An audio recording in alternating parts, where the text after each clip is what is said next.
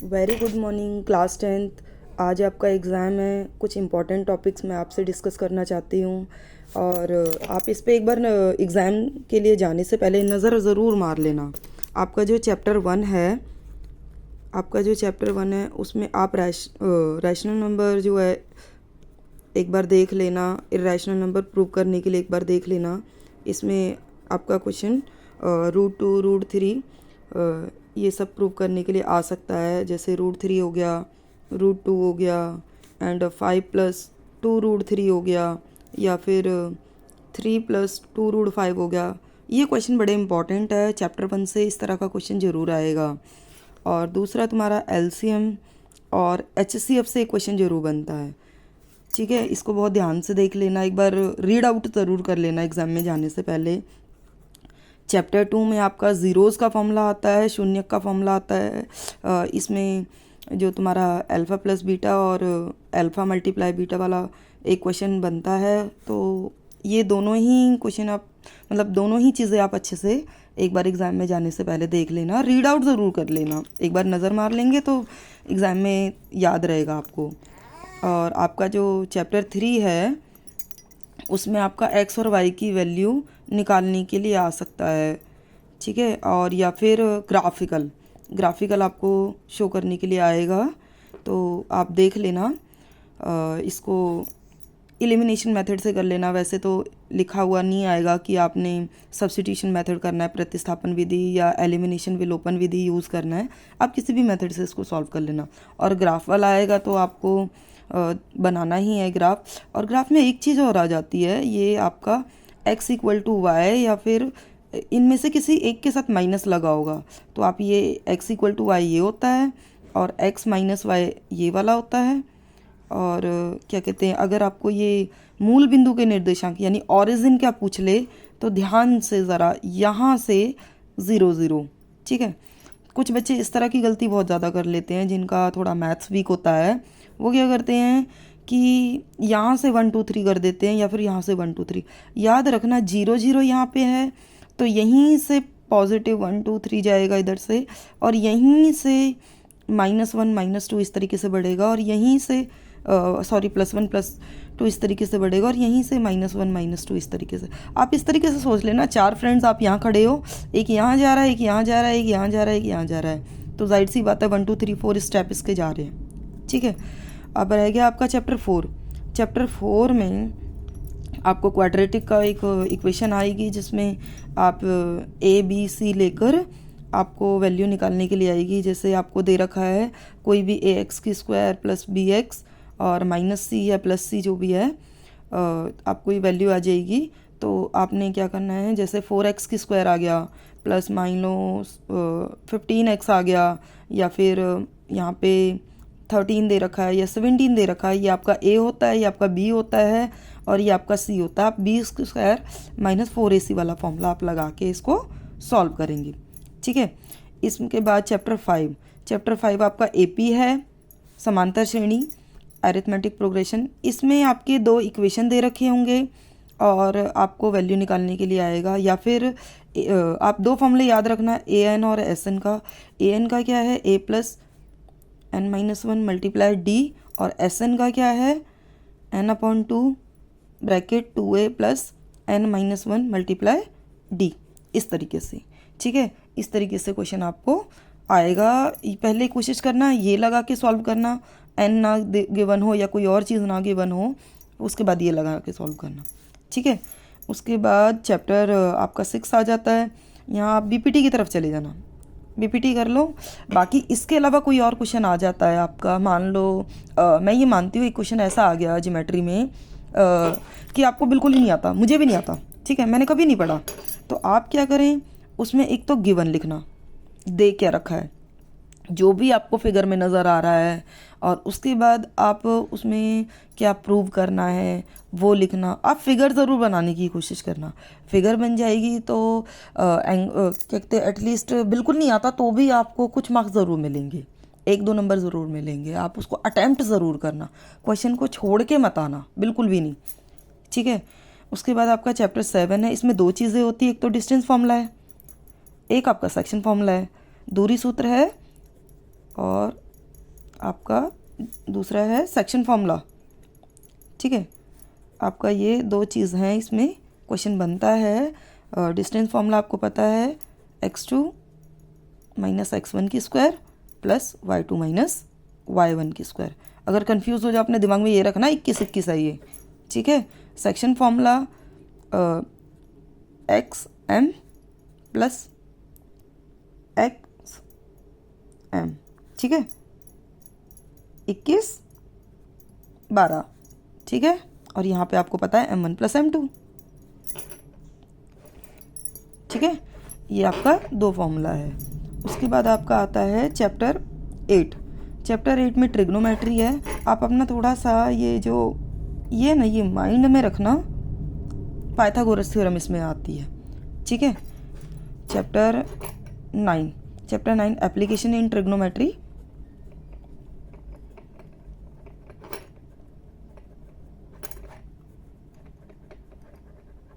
Application in trigonometry, इसमें आपका ये एक तो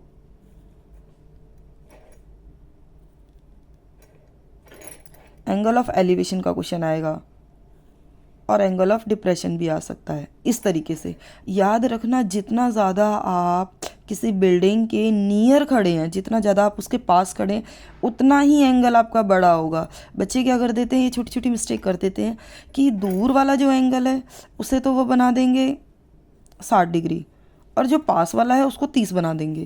भाई ऐसी गलती मत करना। जितना ज़्यादा आप नियर खड़े हैं किसी बिल्डिंग के, उतना ज़्यादा आपको सिर उठाना है, तो जाहिर सी बात है उतना ही बड़ा एंगल आपका बनेगा। और जितने ज़्यादा आप दूर हैं उतना ही ज़्यादा आपको ऊंचा देखने की नीड नहीं है, उतना ही छोटा एंगल आपका बनेगा।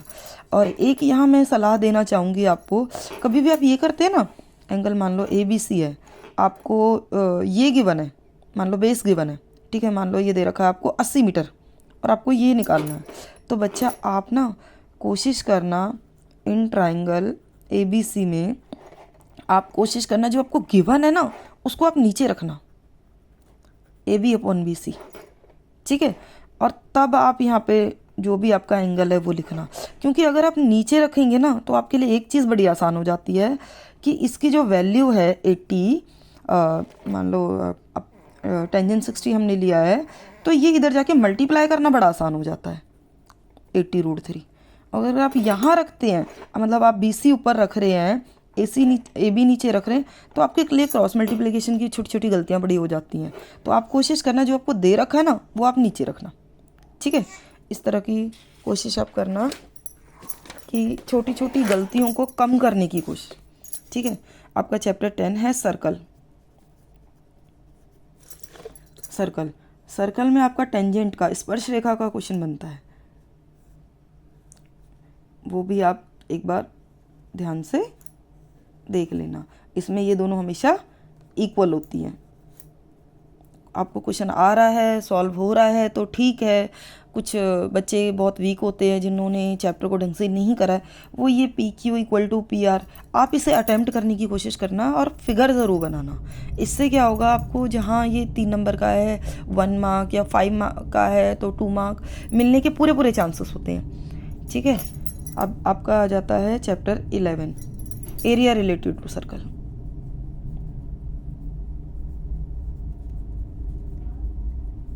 यहाँ पे आप एक चीज़ ध्यान रखना, आपके दो फार्मूले हैं, एक तो πr² वाला और एक आप 2πr वाला। ये बच्चे बड़ी इसमें ये वाला फॉर्मूला इसकी जगह लगा देते हैं, ये वाला फॉर्मूला इसकी जगह लगा देते हैं। बच्चा ये सर्कल है आपका, ये आपका एरिया ऑफ सेक्टर बन रहा है लघु त्रिज्यखंड। तो जब ये फाइंड करने के लिए आया है आपको, ये इसके एरिया में से कटा हुआ है। अब ये देखिए, ये जो काटा है आपने एरिया, ये आपका क्षेत्रफल में से काट के आपने बनाया है। तो यहाँ पे आप फॉर्मूला लगाना θ/360 मल्टीप्लाई πr²। ठीक है, और जहाँ आपकी आर्क की बात की जाए वो सर्कम्फ्रेंस में से कटती है, परिधि में से, तो वहाँ आप लगाना θ/360 मल्टीप्लाई 2πr। इन दोनों में कंफ्यूज मत लेना। एरिया मतलब जगह घेरना, जब जगह घेरने की बात हो तो ये वाला फार्मूला, जब आर्क की बात हो तो ये वाला फार्मूला। ठीक है, उसके बाद आपका आता है अच्छा हाँ, इसमें ना एक क्वेश्चन बड़ा है जो जिसके आने के थोड़े चांसेस हैं। आपको ना ये बना हुआ आ जाएगा इस तरीके से, इस तरीके से आपको क्वेश्चन, आपको ये पूरी तो दे रखी है 7 और ये दे रखी है 3 या 4 या 2 जो भी है, तो इसको कहेगा निकालने के लिए शेड्यूल्ड रीजन, छायांकित भाग। तो इस वाली तरह के क्वेश्चन में ना आप 2 बार सॉल्व करने की कोशिश मत करना, आप ऐसे लगा देना θ/360, मान लो ये दे रखा है आपको 30 डिग्री, ठीक है। तो आप क्या करना, θ/360 मल्टीप्लाई पाई आर स्क्वायर, इसको कैपिटल आर ले लेना, 7 को, कैपिटल आर को आपने 7 ले लिया और स्मॉल आर को आपने 3 ले लिया, minus θ/360 multiply pi small r की स्क्वायर। अब यहाँ क्या है, कैपिटल आर तो आपकी 7 हो गई, ये आपकी, आपने यहाँ बार बार सॉल्व मत करना, बार बार मतलब पाई को पाई छोड़ देना, ठीक है। माइनस 30/360 मल्टीप्लाई, पाई को पाई छोड़ देना, आर स्क्वायर यानी 7 स्क्वायर और यहाँ पे 3 स्क्वायर, ये कट गया आपका, ये भी कट गया आपका, ये आ गया आपका 1/12 पाई 7 मल्टीप्लाई 7, यहाँ पे 1/12 सेम, पाई 3 मल्टीप्लाई 3।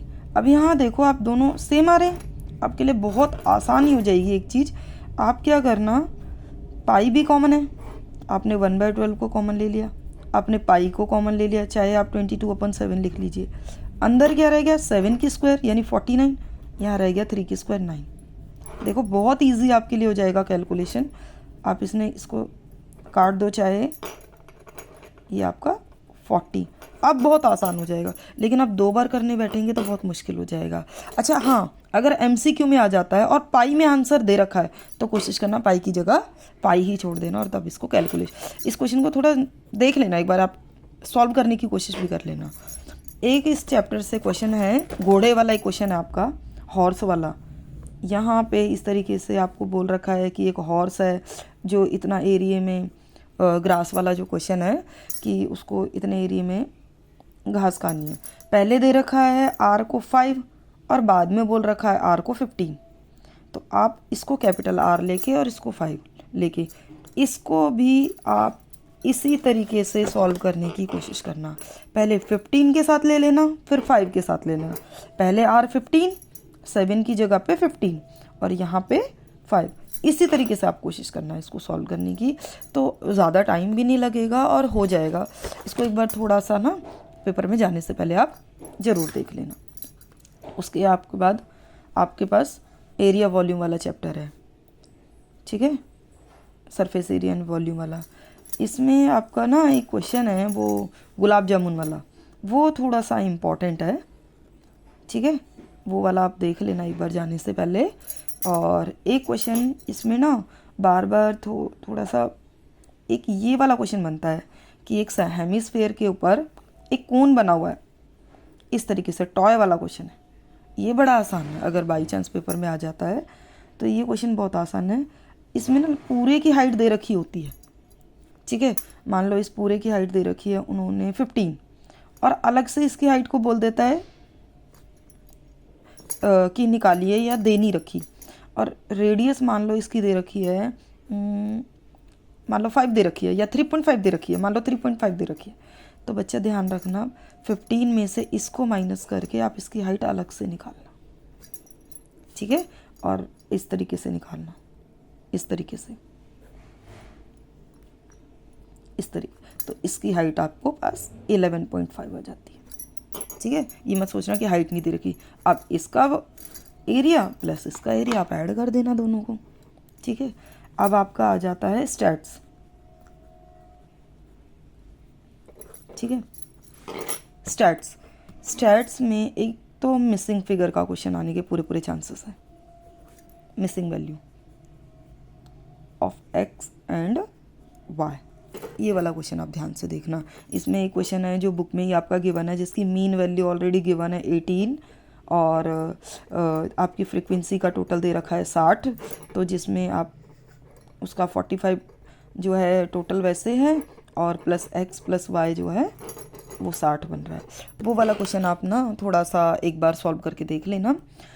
इस तरह का क्वेश्चन आने के पूरे पूरे चांसेस है। अगर सिंपल क्वेश्चन आ गया तब तो कोई दिक्कत नहीं है।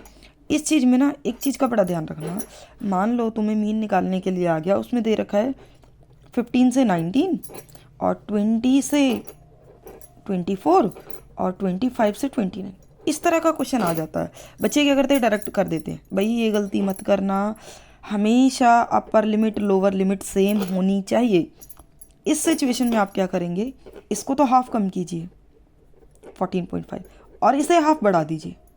अब देखिए 5 का गैप हो गया। ये वाली सेम फिगर आप 19.5 करेंगे और यहाँ 24 है 24.5, ठीक है।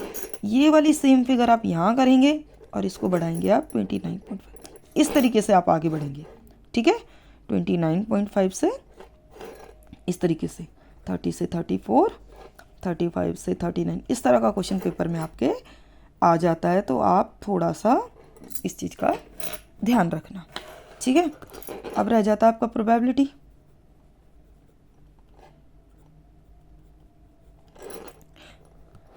ठीक है, प्रोबेबिलिटी का क्या है, प्रोबेबिलिटी में आप ना कार्ड्स वाला क्वेश्चन बड़े ध्यान से देख लेना।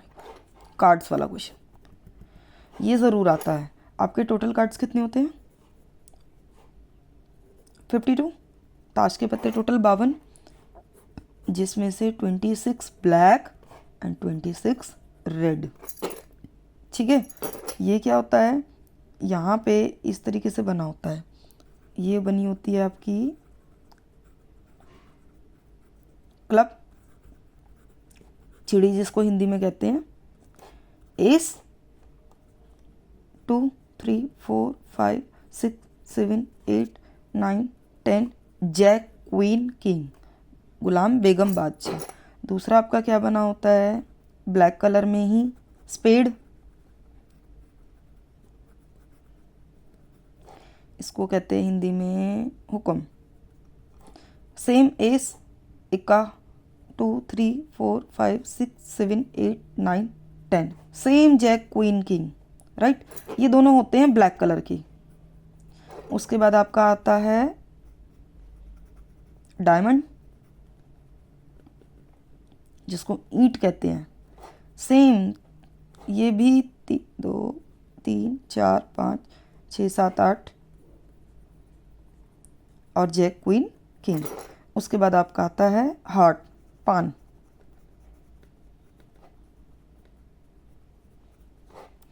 S 3 1 2 3 4 5 6 7 8 9 10, Jack queen king. ये 13 पत्ते हो गए, ये भी 13 पत्ते, ये भी 13 कार्ड्स, ये भी 13, टोटल हो गया आपका 52 कार्ड्स, ठीक है।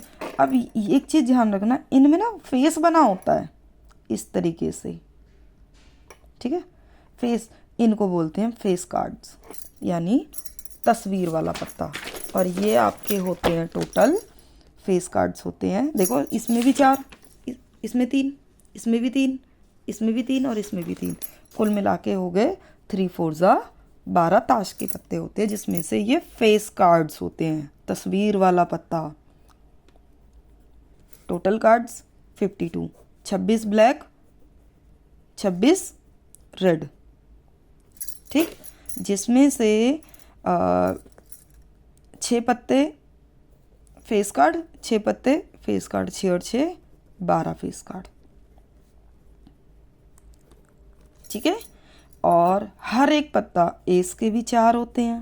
देखो भाई, इसमें एस हो गया 1 2 3 4, 2 भी हो गए 1 2 3 4, 3 भी हो गया 1, हर पत्ते 4 4 4 4 4 4, हर पत्ते 4 4 4 4 करके इस तरीके से 13 4 52, हर एक में चारों में 13 13 पत्ते हैं टोटल, और इस तरीके से ये 52 कार्ड्स बनते हैं। इसको भूलना मत बिल्कुल भी, ठीक है। कार्ड्स का क्वेश्चन आने के तो पूरे पूरे चांसेस होते हैं। अच्छा, इसमें ना एक गलती आप लोग एग्जाम में कर देते हो, डाइस। डाइस में आपको पता है पासे में 1 2 3 4 5 6 ये चीज़ें हैं, 6। अगर एक डाइस है तो बच्चा 6 इसके रिजल्ट बनते हैं। 2 डाइस है यानी 2 पास से फेंके हैं, तो 6 की स्क्वायर कर देना, 6 6 टोटल रिजल्ट 36 बनते हैं। ठीक है, 3 डाइस हैं, बाई चांस मान लो पेपर टफ आ जाता है भाई, तो 6 की क्यूब कर देना, यानी 6 × 6 × 6, जो भी आपका आंसर है आप कर लेना। ठीक है, अब हाँ, इसमें डाइस के अलावा अगर आपको पूछ ले 0 की प्रोबेबिलिटी बताओ, 0 की प्रायिकता बताओ, तब आप क्या करेंगे? 0 की प्रायिकता कुछ होता ही नहीं, इसमें 0 होता ही नहीं है। 7 क्या आ जाए? 7 होता ही नहीं है। 0 प्रोबेबिलिटी परसेंटेज में हो सकती है भाई, प्रोबेबिलिटी अपॉन में हो सकती है भाई, प्रोबेबिलिटी नेगेटिव कभी भी नहीं हो सकती। 1 मार्क में आ जाए, पूछ ले एमसीक्यू में, प्रोबेबिलिटी नेगेटिव कभी भी नहीं हो सकती, पॉइंट में हो सकती है, डिवाइड करोगे भाई पॉइंट में हो सकती है। ठीक है, अब 1 को 3 से डिवाइड करोगे तो ये 0.33 हो गया ना, पॉइंट में हो सकती है लेकिन नेगेटिव नहीं हो सकती। ठीक है, इस चीज़ का ध्यान रखना। अच्छा, इसमें ना 1 मार्क में एक क्वेश्चन और आ जाता है कि किसी चीज़ के होने की प्रोबेबिलिटी तो 0.5 है, मान लो तुम्हारे फ्रेंड का बर्थडे है, उन दोनों के बर्थडे सेम आने की प्रोबेबिलिटी दे रखी है ये, अब पूछ ले ना होने की बताओ, यानी नॉट चांस, तब आप क्या करेंगे? 1 - PE, प्रोबेबिलिटी जो गिवन है, यानी 0.5 को माइनस करेंगे, आंसर 0.5। समझ गए? इसमें आपकी बुक में भी एक क्वेश्चन है ना, 0.008 वाला क्वेश्चन है शायद, या 0.92 वाला क्वेश्चन है, कुछ इस तरीके से। तो आप उसमें से क्या करेंगे? अगर प्रोबेबिलिटी ना होने की दे रखी है ये और होने की पूछे, आप क्या करेंगे? उस सिचुएशन में भी आप क्या करेंगे? प्रोबेबिलिटी ऑफ इवेंट क्या हो गया आपका? 1 - जो भी है, जैसे होने की पूछ रहा है तो 1 - जो भी आपका आंसर गिवन है, ये वाला गिवन है, तो 1 - 0.008। माइनस कैसे करेंगे?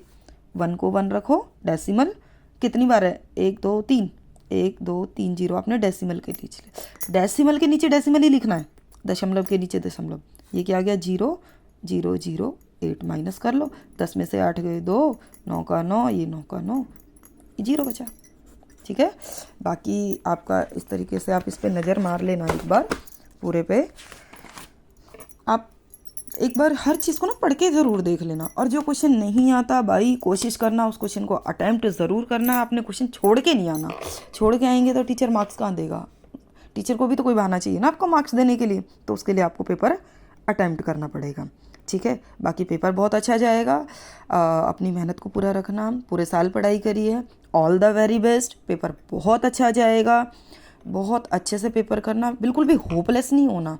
क्वेश्चन को, पेपर को, जो क्वेश्चन नहीं भी समझ में आ रहा आप उसको रीड करना, एक बार ना आए 2 बार रीड करना, पेपर बहुत अच्छा जाएगा।